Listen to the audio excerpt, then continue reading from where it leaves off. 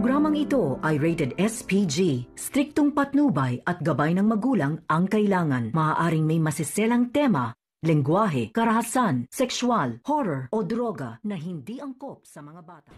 Habang nagdi-deliver si Kim Arthur ng kanyang pagkain na kung saan ito nga ang trabaho ni Kim ay talagang ito ngang si Claire ay talagang pumunta doon at talagang kinuhanan ng video itong si Arthur at picture. Dito niya na ipinakita kay Donna na kung saan ito ay nag-udyok ng pag-aaway ng mag-asawa. Dito na galit itong si Donna pag uwi ni Kim Arthur.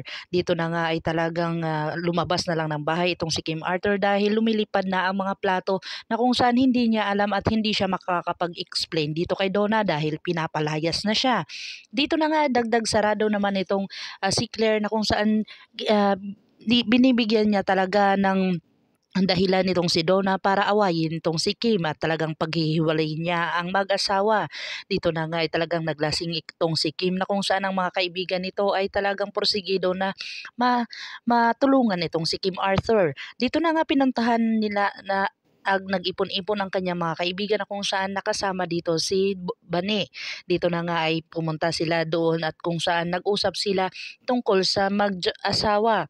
Dito na pinagbati ni Elias itong mag-asawa na kung saan hinarana muna nila ito at talagang binuhusan pa ito si Kim ng tubig. Dito na nga ay talagang kinausap ito ni Elias ang kanyang kaibigan na si Donna na kung saan talagang sinabi niya dito na kinausap niya ng masinsinan itong si Kim Arthur at talagang totoo ang kanyang mga sinasabi.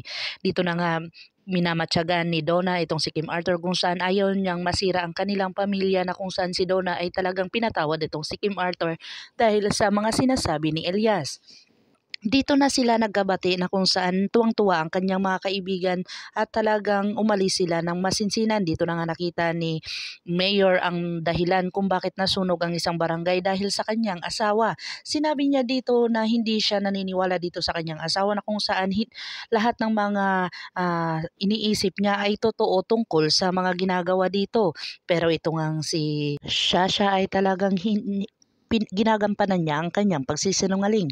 Pakakabangan natin ang mga susunod pa na balita at episode ng Black Rider. Kung bago lang po kayo sa akin channel, please like, share, and subscribe para ma-update po kayo sa mga susunod pa. Yun lamang po at maraming salamat.